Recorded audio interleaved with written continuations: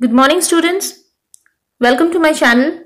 Today we are going to read an interesting piece by one of my favorite writers, Ruskin. The reason why I like his writing so much is because he brings to life the characters, the place, the plot with a myriad of descriptive words.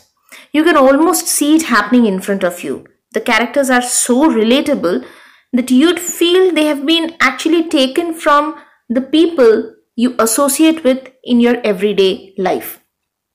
Before I go any further, I'd like to mention that on this channel you'll be getting various topics pertaining to English language and literature. With time, I'll be bringing out more videos, so do subscribe to my channel so that you can come to know about my next video without any delay. Now, coming back to our today's lesson. This particular piece is an extract which has been taken from the book by the name Snake Trouble. So the story here has 5 characters in it, 4 humans and definitely 1 snake, as the name suggests that another character has to be the grandfather. So when you read the title, you might be prompted to ask, who's this grandfather? As you read on, you will find that the story has been narrated in first person and that the narrator is a young boy. So Ruskin's writing is so lifelike that it often makes us believe, or it often prompts us to believe, that all of his stories are autobiographical. We are actually tempted to believe that the I's in his stories, they are all the writer himself. But although this might not be true always. So let us get back to the text to read on and understand this piece. I would like to urge all of you to keep a pencil or a pen and a notebook handy so that you can take down notes as you listen to my explanation. You know, taking down notes is a very good way of preparing your lessons. So let us begin. The story over here that we are given over here portrays grandfather as a man who loved all kinds of animals. The grandmother too also appreciated animals quite a bit, but she had her limitations as well. So we can make out that there is going to be some sort of clash. We will come across it very soon. Beginning with the text. The grandmother was tolerant of most birds and animals, but she drew the line at reptiles. So the very beginning line, the starting line, introduces grandmother to be a person who was tolerant towards birds and animals, most birds and animals. Now, what is the meaning of tolerant? If you look at the glossary section given at the bottom of the page of your textbooks, you will notice it's written something you are able to accept what other people say or do even if you do not agree with it. So you may not agree with something that the other person is saying or doing, but you can still bear it to a certain extent. You are okay with it. You may not support it entirely, but you accept it. So in this case, we are told that the grandmother was tolerant of birds and animals, most birds and animals. She would bear having other birds and animals in the house, that is okay. But she drew the line at reptiles. Drew the line is an example of an idiom. Okay, now what is an idiom? An idiom is a phrase or an expression whose meaning can't be understood from the words that make up the idiom. Okay, so drew the line actually does not mean you drawing a line on a surface with a pen or a paper, with a pen, pencil and a scale. It actually means not being tolerant any further. Okay, so she would not tolerate any further. She would not tolerate having any other kind of animal in her house. So she drew the line at reptiles means when it came to reptiles, she would not have them in her house. She said they made her blood run cold. Now, blood run cold is also another example of an idiom. What does this mean? It means to feel frightened or have an acute sensation of fear, something that makes you acutely afraid, scared. So she had this sensation from the sight of reptiles. Even a handsome, sweet-tempered chameleon had to be given up. Now, what is a chameleon? A chameleon is a distinctive species of the lizard family. You know, some of them are able to change their color. They of course they belong to the lizard family, so they have that tail, curling tail, and a long sticky tongue. So this particular chameleon, grandfather definitely had brought this creature also to home, but grandmother would not have it. So although the grandfather probably thought it to be handsome, that is quite good looking. See, very few people would actually find lizards and snakes beautiful and handsome. Grandfather was among those people, one among those people. But definitely we can make out that grandmother did not share his ideas of beauty. We can make that out. So the narrator says that this chameleon was sweet-tempered. That is, it was not easily irritated. Grandfather should have known that there was little chance of his being allowed to keep the python. If the chameleon had not been allowed to stay, then definitely a snake was a definite no. It was about 4 feet long, a young one, when grandfather bought it from a snake charmer for 6 rupees. So this is a description of the python, 4 feet long. It was a young one, and grandfather had obtained it from a snake charmer. Who's a snake charmer? We have, even if you might not have seen it in your surroundings in the cities, because we don't see snake charmers anymore these days in the city streets, but towards the villages, and you might have come across some images in storybooks or elsewhere, where the person would be having a kind of a flute, and he would blow the flute, a certain kind of music would come out, and there would be a snake inside it, inside a box, and the snake would it is said that the snake would dance to the music. Actually, the snake is able to sense the vibration that is created by the music, and it keeps following that vibration. Snakes actually don't dance to the music, but that was something which was found to be an interesting thing in the earlier times. So snake charmers were a common thing earlier. So the grandfather had bought this snake from a snake charmer for 6 rupees. Now, just as a sense of reference over here, I'd like to say 6 rupees would be a big amount in those times. I was checking up the internet and I came across this thing at around the time of India's independence. You could actually get around 20 to 25 kilograms of rice for just 1 rupee.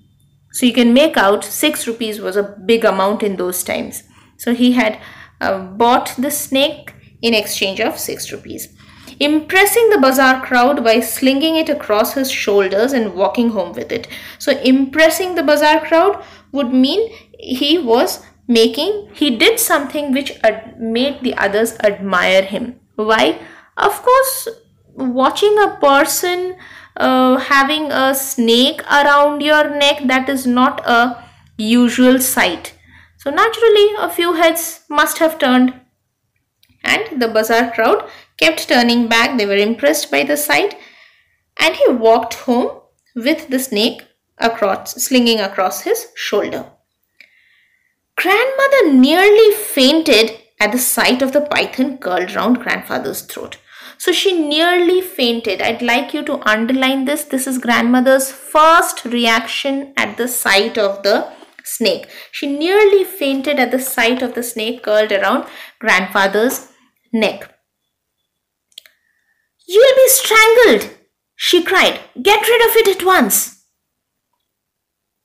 So strangled means getting squeezed or constricted at the neck.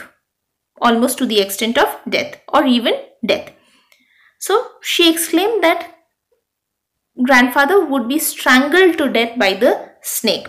Get rid of it at once. So again, underline this. This is the first order given by grandmother. We'll come across a series of it. So this is the first thing that she orders grandfather to do. That is to get rid of it at once. Nonsense, said grandfather. He's only a young fellow. He'll soon get used to us. So he's only a young fellow. Underline this, and this suggests that this is grandfather's reply to what grandmother said. And it's as if he's treating the snake as a small child or a pet. Soon he will get used to us. So as if the snake will leave any wild nature that it might be having and get domesticated in the process. Will he indeed? So will he indeed? Of course, the grandmother is not, she does not believe it. This expresses her disbelief. But I have no intention of getting used to him. So I have no intention of getting used to him. This suggests that she firmly sticks to her opinion that the snake should be left out. You know quite well that your cousin Mabel is coming to stay with us tomorrow. She'll leave us the minute she knows there's a snake in the house. So cousin Mabel has, elsewhere she has been referred to as Aunt Mabel also. So she will leave the house immediately once she comes to know that there is a snake in the house. So again, what does this suggest about Aunt Mabel? That she does not stand snakes at all. She cannot tolerate snakes at all. Well, perhaps we ought to show it to her as soon as she arrives, said grandfather. So if you know that a particular guest is not appreciative of something that you have in your house, and you say, and it is said that whatever the person does not like, you show it to the person, what will the person do? The person will leave. Now why would you do that? Why would you show something that the person dislikes if there is a snake in the house and the guest dislikes snakes? Why would you show the snake to the guest? Definitely you don't want the guest in your house. So grandfather, this also tells us that grandfather did not much like Aunt Mabel. But why? See, the answer is in the next line.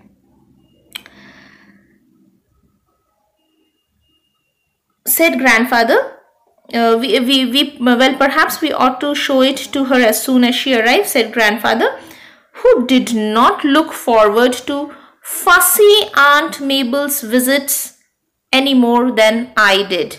So even grandfather did not enjoy her visits, nor did the narrator. But why? She has been described as fussy. So what does fussy mean?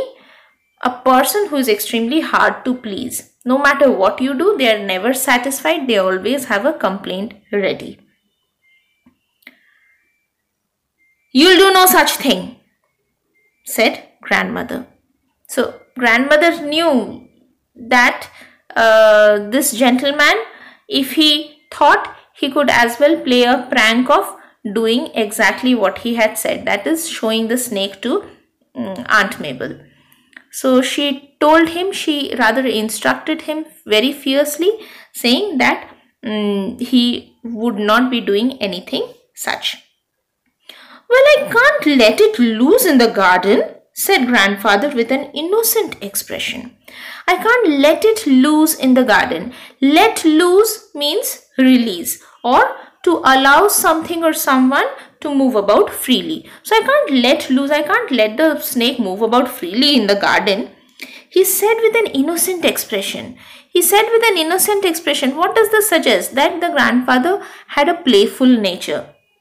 To him, even a snake is a gentle creature. So, like, why are you creating such a fuss about this? It's not going to do any harm. And why can't I leave it in the garden?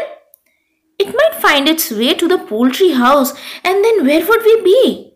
So, the poultry house is the coop, is the cage where the hens, the other fowls, other birds, they are kept, and there would be eggs in over there. So where would we be? This could suggest that either the poultry house was a source of income for the family, or that the household depended on its produce for their own everyday requirements. So if the snake reaches the poultry house, what is going to happen? It might get hold of the birds, gobble them up, the eggs. So where would we be? That would be a huge loss for us. So that is the reason why grandfather can't let the snake loose in the garden. So if you get a question like this, why couldn't the grandfather leave the snake out in the garden? This would be the answer. "How exasperating you are," grumbled grandmother. Now what's the meaning of the word exasperating? Exasperating means intensely irritating or frustrating. Now why was this so frustrating for the grandmother? She wanted the snake out of the house. But grandfather did everything possible, he said everything possible just to hold on to the snake in the house. And he kept giving excuses, he kept explaining why the snake is not going to be a problem, why the snake could not be left in the garden, why the snake had to be in the house. And that was getting on her nerves, on grandmother's nerves. So she exclaimed that he was being extremely exasperating. "Lock the creature in the bathroom, go back to the bazaar and find the man you bought it from and get him to come and take it back." So there are a series of instructions over here. Lock the creature in the bathroom. This is the second order that she gives. This is the second command that she gives. What was the first one? It was to get rid of it. The first order was to get rid of the snake, and the second one is to lock the creature in the bathroom. The third command is go back to the bazaar, find the man and bring him home to take it back. So there are steps over here, but ultimately why does she want the grandfather to go to the bazaar and find the man? So that the snake can be returned to the snake charmer. So that is the third command. In my awestruck presence, grandfather had to take the python into the bathroom, where he placed it in a steep-sided tin tub. So the narrator was awestruck. Awestruck means he was filled with awe, he was impressed by what he saw. What did he see that impressed him so much? That grandfather seemed to respond to grandmother's orders in this manner. Otherwise he was such an excited person. He was always excited to do these things.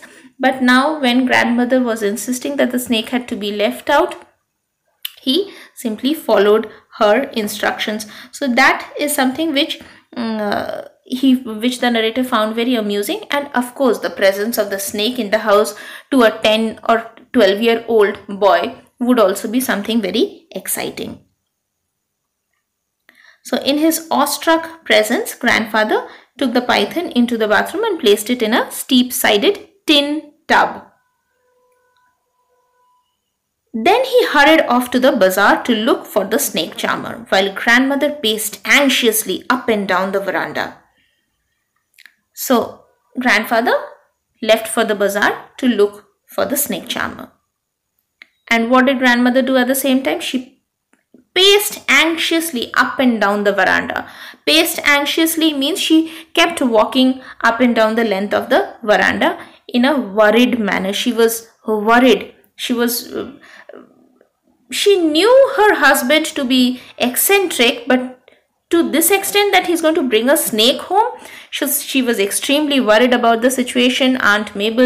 Cousin Mabel would be coming the next day, and the snake had to be left out. They had to get rid of the snake. So she was worried about all these thoughts. When he returned looking crestfallen, we knew he hadn't been able to find the man. So crestfallen, the word the meaning of the word is given in the glossary. He was sad and disappointed.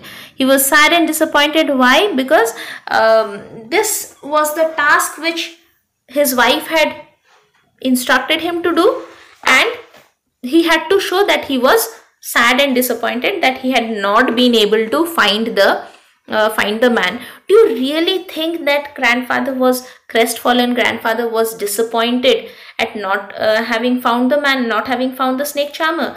Well, if you ask me, I would say that that was what he wanted to show to his wife, that he wanted to do what she had told, but to the best of his abilities he tried, to no avail, and he could not please her with her request or order. "You had better take it away yourself," said grandmother in a relentless mood. So you had better take it away yourself. So again, do you think that grandmother was satisfied with her husband's attempt at getting rid of the snake? No, she was not. Of course, she was not. The snake charmer could not be found, but now she wants grandfather to take matters into his own hand and take it away himself. So she was relentless. Relentless again means unforgiving. It means unceasing, not stopping at anything, not stopping at a certain obstruction. So she wanted the thing done. It suggests that she was determined not to have the snake in the house. So "you had better take it away yourself" is the fourth command, we can say. Again, I repeat, the first command was to get rid of it. The second command was to lock the creature in the bathroom. The third command was to have the snake charmer take it back, to return the snake to the snake charmer. And the fourth one is "you had better take it away yourself. Leave it in the jungle across the riverbed." So what would you do? Where would you leave it? She asked her husband to take the snake away and leave it in the jungle across the riverbed. So this is very interesting. Again, this is also the fifth command, what she wants him to do, to leave it in the jungle. And this line is very interesting because it reveals one more aspect about the grandmother's character. We have been told the story began with the line that she was tolerant of most birds and animals. So she liked birds and animals, but she would not tolerate a reptile in her home. So far we have come to know that. But she did not say, "Okay, kill it. I don't want the snake in the house, kill it. Or let me have some men come over and kill it." She did not say that. What did she say? She ordered him to leave the snake in the jungle. So no matter, yes, it is true that she was intolerant towards the snake, but it also suggests that she was not a cruel kind of a person. She was kind-hearted towards animals. "All right, but let me give it a feed first," said grandfather, and produced a plucked chicken. He took it into the bathroom, followed in a single file by me, grandmother, and a curious cook and a gardener. Imagine this scenario. Imagine this scene. The grandmother wants the snake out of the house. The grandfather wants to keep the snake in the house. Yes, grandfather has agreed to take the snake and leave it in the forest and wherever he has to take it. But he is not going to let it go so soon. He says that he would give it a feed first. Now, who would think of feeding a snake? I mean, like people like you and me, we don't imagine having snakes in our bedrooms, in our bathrooms. That would be a nightmare. But this man wanted to feed that snake, and for that purpose, he had brought in a plucked chicken. What is a plucked chicken? A chicken with feathers removed from its body.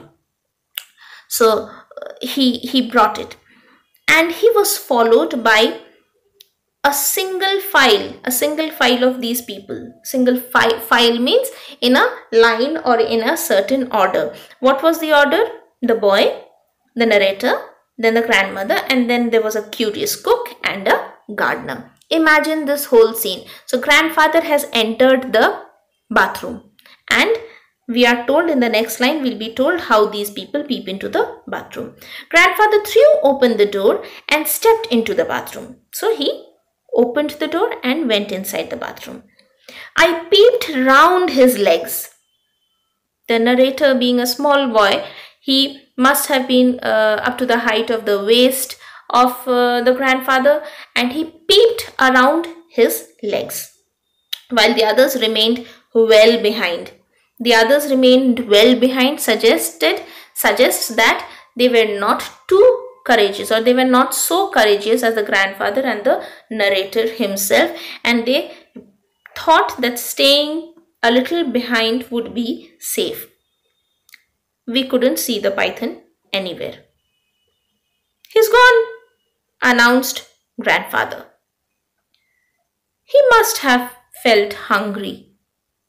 So we see that the whole family, the entire household, including the cook and the gardener, everybody was curious, was eager to know what will happen next. And when grandfather says he's gone, he doesn't seem to be very worried. And he tries to reason out the situation by saying that the snake must have felt hungry. So it is natural that he's gone, he's left the bathroom. "I hope he isn't too hungry," I said. Now what would happen if the snake gets too hungry? Remember those birds in the chicken coop? They might disappear. "We left the window open," said grandfather, looking embarrassed. So he looked embarrassed. Embarrassed would mean having a sense of shame, or feeling ashamed, or showing a sense of shame. Was he really embarrassed? Again, like, did he really try to get rid of the snake earlier, and now was he really ashamed? I don't feel so. It seems as if all of it is just a show to him. So that suggests that explains why he is so amused by the situation, why he is not serious about the situation, and he says that the snake must have felt hungry and it must have escaped through the open window. Students, I'm pausing over here. Today it's a very interesting moment that we have come to. I'm pausing over here. I'll soon come back with a second part in which I'm going to discuss the remaining part of the story, and maybe I'll highlight a few important questions that you might be having, you might be getting in the story. Thank you, students. Stay healthy and stay safe.